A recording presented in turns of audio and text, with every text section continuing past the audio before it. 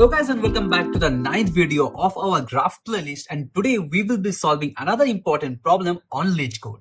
So in our last video we have seen how to implement the BFS and the DFS algorithm for a matrix, and today we will try to solve a problem on similar pattern, and the problem that we will be solving today is called as the rotting oranges problem. This is a very important problem for any technical interview, and based on this concept you can easily solve many problems similar to this one. So let's first read out and understand the problem, and after that we will see how to solve this problem with the approach of the BFS or the DFS that we have learned in our previous video. So without wasting much time, let's get started. But before that, I will request you to pause the video over here and read the problem statement thoroughly. After that, we will proceed further with the explanation of how to solve this problem. So hopefully you have gone through the problem, and the problem simply states that we are given a matrix, and here we have three values: 0, 1, 2. 0 denotes an empty cell, 1 denotes a fresh orange, and 2 denotes a rotten orange. So let's first understand in a simple way that what this problem statement actually tells. So if you look carefully, this is the 2D matrix that is given over here, where we have 0, 2 and 1 as the three values of this matrix, and here it is telling that 2 means a rotten orange, 1 means a fresh orange, and 0 means an empty cell, means there is no orange present on that cell. And the problem statement tells that we have to find out the number of days or number of minutes that is required to rot all the oranges in the basket. So this problem is more or less similar, or you can take the analogy of the COVID virus. Means, for example, if you take this 2 as a rotten or an infected person, it is actually telling that how many days it will take for all the person in your neighbor to get infected. So these two are more or less the similar type of problem statement. So maybe in your real interview, the interviewer will slightly modify this similar problem into a COVID problem, but the solution will still remain the same. So the problem will be something like, given a 2D matrix representing a city, 2 means an infected person and 1 means a healthy person, and you have to count the total number of days it will take for the entire city to get infected. So similarly on this track you will get the problem. So let's see how to solve this problem. So here let's assume that this is a city or a basket full of oranges or people, where 1 denotes a healthy orange or a healthy person and 2 denotes a rotten orange or an infected COVID person. So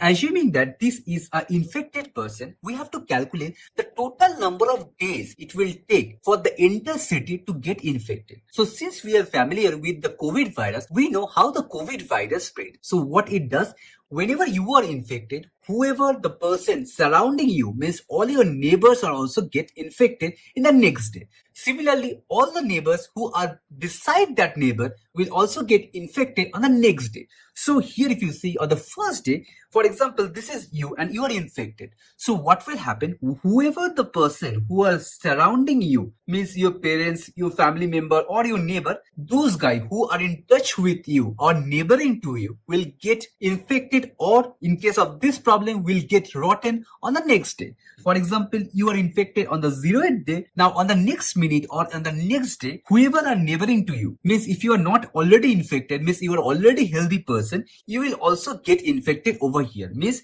from 1 you will get converted to 2, means you were healthy person, but right now at the end of day 1 you are also infected. So all of this 1 will get changed to 2. Similarly on the day 2, for example, this is you will try to infect whoever is surrounding you. So if this matrix is large enough, here what you will do, you will try to spread the disease all over your neighbors. So all the neighbors who are present beside you will also get infected. So in this way, we have to find out the total number of days it will take for the basket to get rotten, or the total number of days it will take for the entire city to get affected by COVID. So now if you see, this is more or less a similar problem statement that we have solved in our last video, which was on the same line of solving the BFS and the DFS problem for a matrix. And if you have understood this problem correctly, you will get to know that whether you have to implement the BFS or the DFS approach to solve this problem. So I would highly recommend you, with the concept that I have given right now, that the virus will first infect all the neighboring cells. So you have to tell me in the comment section right now by pausing the video that what you think, whether we should use a BFS technique to solve this problem or shall we use a DFS technique to solve this problem. So if you look carefully, the way this virus or this rotten orange symptom spreading is like all the neighbors are getting infected, means we have to go with the solution of BFS. Because we know BFS means the depth-wise traversal, means on the first iteration, it will check all your neighboring nodes. On the next iteration, it will go to the next node and in this way. And if we can calculate the total number of breadth-first traversal that we have used to solve this problem, that is the total number of days it took to rotten this entire basket or to infect the entire city. So that is actually the intuition to solve this problem. So if you look carefully, this is more or less the same problem that we have solved in our earlier video also. So as I've told you, BFS and the DFS are the two main important things to solve any problem on the graph. And if you know these two things, you can solve any problem on graph. So let's get started with solving this problem. And as we have understood, we will go with the BFS traversal. So let's see how to do it. So the way we should implement this BFS algorithm is a straightforward way. But you have to keep in mind three things. That number one, this is a BFS traversal for a disconnected graph. Because here you can see the starting point of your BFS will keep on varying, because here we can have a 2. Similarly, here we can have a 2. So there can be multiple starting points for this BFS approach. So this is a BFS for a disconnected graph. Number 2, this is a BFS traversal for a matrix, means we have to implement the same concept that we have learned for the last 2 videos. And number 3, you have to count the total number of BFS that is taking place over here to cover the whole matrix. So these are the 3 points that you have to remember to solve this problem. And after that, it's damn easy and damn simple. So let's see how to do it. So since here we are using a BFS traversal, so as you know, the first step is like we have to use a data structure called as Q. So we will initialize a data structure called as Q. Now the next step of the BFS traversal is like you have to find out the starting point of the BFS for a 2D matrix. So here if you see, the starting point of the BFS traversal is wherever there is a rotten orange or an infected person within this matrix. And how to find out that? We have to iterate on each and every cell over here, and we have to find out that whoever is infected. And how we can find out who is infected? If the value of that cell is 2. So while iterating over this entire matrix, if we found out any cell with the value of 2, we will simply put it in our queue. So here, this is the first cell that is infected, and the coordinate of this cell 0, 0. So we'll put it in the queue. Now if you see, for this example, there are no other infected person or the rotten orange within this matrix. So that's the total number of starting point over here. Now on the next step, what we'll do, we'll simply do a BFS traversal. And the way we do a BFS traversal, I have told you repeatedly, I think you know this technique right now. What we have to do, we have to simply pop out the element from the queue, that is this one, and we have to check that what are the neighboring nodes for this cell. Now, read the question carefully. Here it is telling that on every minute, any fresh oranges that is 4 directionally adjacent to this rotten orange becomes rotten. Means, though here we have shown that all the neighboring cells can get infected, but if you remember, I've told you for this problem, we have only 4 valid directions, that is vertically and horizontally. So these are the only 2 directions where we can infect a person or we can rot a particular orange. So we have to only consider the neighboring nodes that are present on this 4 direction. Got it? So what we'll do, we'll check for this cell, what are the 4 possible neighboring nodes available. And if that node have a value of 1, means that is a fresh orange or a healthy person, then we will infect that person. So here if you see, for this cell, we'll first check what are the neighboring nodes over here. And here you can see, this is the next node that is neighboring to it, and this is a fresh orange. So what we'll do, we will rot this cell, means we'll tell that this is infected, and we will simply place this person or this orange in the queue because this got infected. So the next person or the next orange that we'll place over here is 0, 1. So this got infected. Similarly, in the downward direction, this is another one that will get rotten over here. So the value of this cell is 1, 0, and we will also mark it as rotten. And thus we are done with this iteration because we do not have anyone on the left side and anyone on the top. So we are done with this iteration and we are done with the value of 0, 0. Thus we have completed one iteration of the BFS traversal, and thus this is day 1 of our traversal. And at the day 1, you can see we have infected 2%. One is this one and another is this one. So first iteration is completed. Now we'll start with the second iteration. That is the next value of the queue, that is 0, 1, means this cell. And here we'll check what are the neighboring nodes on the horizontal and vertical direction. And here you can see these two are the healthy one. So we'll do the same thing. We'll keep on iterating and we'll spread the virus and we will keep it in the queue. And in this way, we will keep on doing the iteration or doing the BFS traversal until and unless our queue gets empty. And whatever the value of the day or the minute you get at the end of entire iteration, that will be your answer. But if you look carefully at the problem statement, there is a small thing that you have to consider while returning your answer. That is, if it is impossible to rot any oranges, then you have to simply return -1. Means you have to keep a track of how many number of healthy oranges got rotten. And if the number of healthy oranges that got rotten is 0, means it is impossible to infect the basket, and at that time you have to return -1. Let me tell you when this case can arise. So let's take an example that you are given a basket of something like this. So here in this basket, you have 3 oranges. One is rotten over here and 2 fresh oranges. Now, though there is a rotten orange, but all the neighboring cells are empty, so there is no possible way by which this rotting orange can also rot, or this infected person can also infect this fresh persons over here. So by anyhow, this virus cannot spread to this 2 person who are standing, because there is a separation or an empty vacant space over here. And at this point, since it is not possible to infect this person, so you have to return -1 for this case. And if you remember, this is the same reason why doctor used to say during COVID that you have to keep yourself in the house or you have to quarantine yourself for 14 days if you got infected with the virus. Means there is no one should get in touch with you so that the virus cannot spread. So similarly here also we will follow the same technique, and with this approach we will solve the problem. So I hope you have thoroughly understood that how we are solving this problem. And if you look carefully to the approach, this is more or less the similar way we have solved our previous video, the last 2 videos. So there is nothing new that we are solving over here. Just the way we are solving here is the new thing. So without wasting much time, let's start with the implementation and let's see how easily we can solve this problem. So the first thing that we have to do to solve this problem or to implement the BFS traversal is we have to define a queue data structure. So let's first define a queue data structure over here. Now, in our last video where we were solving the same problem, there you have seen that instead of defining an additional data structure over here called as pair, we were simply using an array over here. In this time, we will try to solve it in a bit different way. That is, instead of defining an array, we will simply define a pair data structure. And with this approach, it will be helpful for you to solve many problems that we will do in the future. Because in the future, we will see that there are a lot of problems that will need to have different things that you need to store in this queue object. So let's keep it simple right now. And what we will simply do, we'll define an additional data structure called as pair, which will have 2 coordinates, that is the x coordinate and the y coordinate. And we will have the 2 coordinates, that is the x and the y coordinate.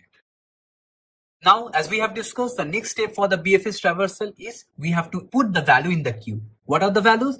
The person who are infected or the rotten orange. And how we can find out? We have to simply iterate over this grid data structure and we have to check that what are the infected one or what are the rotten oranges. Means the value of the cell should be equal to 2. So what we'll do, we'll simply write a for loop to iterate over this grid data structure. So let's do it. So here you can see we are iterating over this grid data structure, and if the value is equal to 2, means it is infected, we are simply putting the value in our queue. Means these are basically the starting point of our BFS traversal. So let's also define this n and m over here. So I will simply make this as a global value. So we are done over here. Now, if you remember at the very last, here you have to also keep a track of the total number of fresh oranges that are present so that we can tell that whether the entire basket got rotten or not. So what we'll do, we'll simply keep a variable called as fresh oranges. And how we can count the total number of fresh oranges? That is, if the value of the cell is 1. So means if the value of the cell is 1, means this is a fresh one. So here we will write another else if condition that if the value of the grade is equal to 1 means we are implementing the value of the fresh oranges. I think this is clear. So here what we are doing, whoever is infected, we are putting in the queue, and whoever is fresh, we are just keeping the total number of person or the oranges over here so that we can check that after the end of the entire BFS traversal, if this fresh oranges count is equal to 0, means everyone got infected. But if there is a single one also left in the basket who is not infected, then we have to return as -1. So let's proceed with the solution.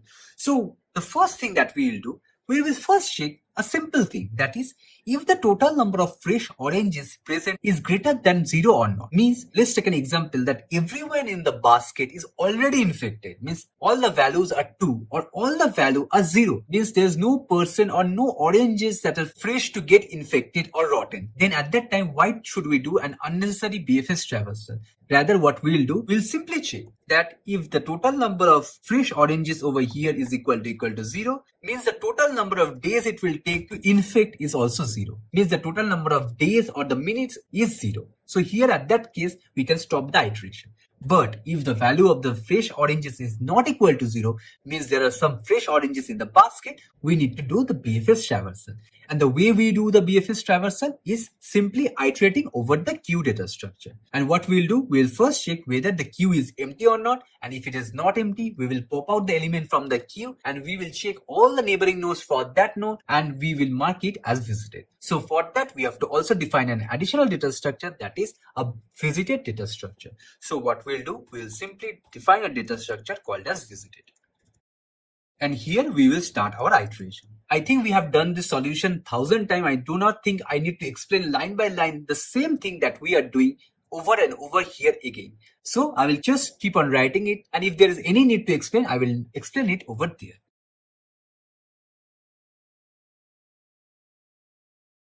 So here if you look carefully what we are doing, here we are starting our iteration, means we are checking that whether the queue is empty or not, and we are first taking the size of the queue, means the total number of iteration that we need to do on the first day. Because if you remember, on the very first day, all the infected person are on the queue. And on the very first day, we have to complete the entire iteration of whoever is already present on the queue. And once that is done, we can start with the next day. And to implement that logic only, here we are keeping the track of the size of the queue. I think that is clear. So what we are doing, so at the very first iteration for this problem, what is here? You have only one object in the queue. So the value of the size is 1. Means on the very first day, only one person was affected. And we have to simply run the BFS traversal for that person only. But if there was 2% that got infected, then at that time the size was 2. And if you remember, on the very first day, both will spread the disease, right? So it's like a concurrent event.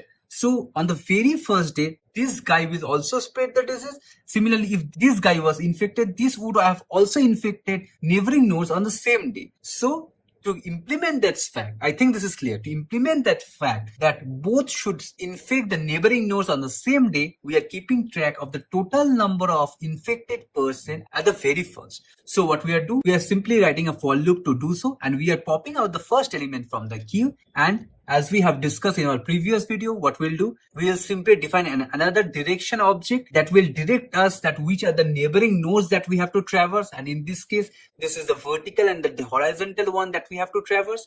And we have to find out the new cells that are coming up over here. And we have to check that if this new cell is safe, means it is not out of the bound of the matrix. And these are not visited, means previously we have not visited this cell. And also what we have to check, this cell or the person over here or the oranges that are over there should be fresh. So the value of the grid of this new cell should be equal to 1. And if this 3 condition is true, means we are not going out of the boundary of the matrix, that is not visited, and the value is 1, means we have to infect that person or we have to rotten that orange.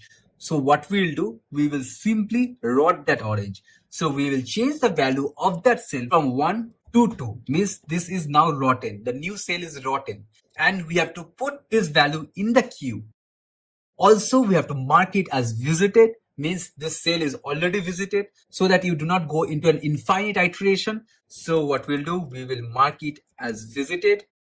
And one more thing, that is you have to decrement the counter for the fresh oranges, because the new cell got infected, means the total number of fresh person or the fresh oranges in the matrix or the basket got decreased, obviously. So we have to decrease this counter. And that's it. This is the solution for your BFS traversal. I think this is clear. And at the very end, what you have to do, you have to simply return that if the total number of fresh oranges is equal to 0, means there are no healthy person present in the matrix, then what we'll do, we will simply return the total number of minutes it took. So what we'll do, we'll simply return the total number of minutes. Otherwise, we have to return as -1. I think this is clear, that if the value of the fresh oranges is more than 0, means there are still some fresh oranges in the basket, means it is impossible to rot the entire basket. At that time, what we are doing, we are returning -1. Otherwise, the total number of days it took or the minute it took to rot, we are returning it over here.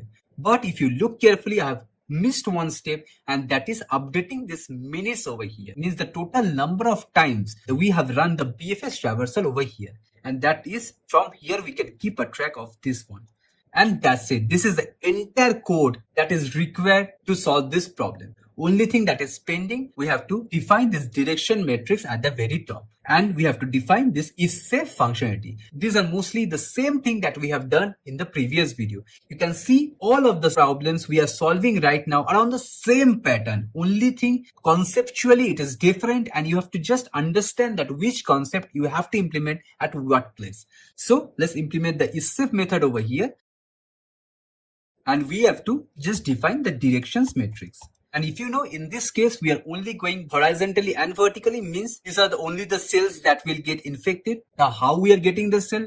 I think I do not have to tell you again, because in our last video, I have defined it very clearly how to find the neighboring elements for a matrix. So I think this is clear to you. I think we are done with the solution. Let's run it, and hopefully we'll get the solution if I am not done with any typos. So let's click on run and let's see. And as expected, I have done some typos. So let's clear it out. And great, here we can see our program is running successfully, but there is a small logical mistake that I have done. That is, I have counted the value of the minutes from 0, but rather it will be from -1. We'll simply click on run. Yep, you can see this is right now working fine. So it's simply a logical error because I was not initializing it correctly. So this is our solution. Let's click on submit and see whether it passes all the test cases or not. And great. And here you can see you have clearly passed all the test cases over here. Great, right? And you can see it's more or less the same code that we have written on our previous video. So I hope this is clear to you. But another question is like, can we optimize the solution a bit? Yes, we can definitely do it by simply omitting the visited matrix that we have defined over here. So I will request you to try to implement the same problem without using the visited matrix over here. I will simply give you a hint, that is, instead of using a visited matrix, you have to keep on shaking here that whether any oranges or any person got affected on this iteration or not. And if that person is not affected, means there are no further iteration that can be done, and we can stop our iteration over there. And I hope, keeping that point in mind, you can solve this problem without defining this additional data structure called as visited over here. And if you get the solution for that problem, please feel free to paste the solution in the comment section below, and I will definitely check that for you guys. So if you have liked this video and if you have found this video useful, do like, share and subscribe to my channel and hit the bell icon so that you never miss an update from my channel and you are ready for your next interview. So see you in our next video on our graph playlist, where we will be solving another problem on Leetcode, and we will see how easy it is to solve any problem on the graph by learning only the BFS and DFS traversal for the graph. So see you on our next video, where we will be solving another problem from the Leetcode. So see you on our next video. Thank you.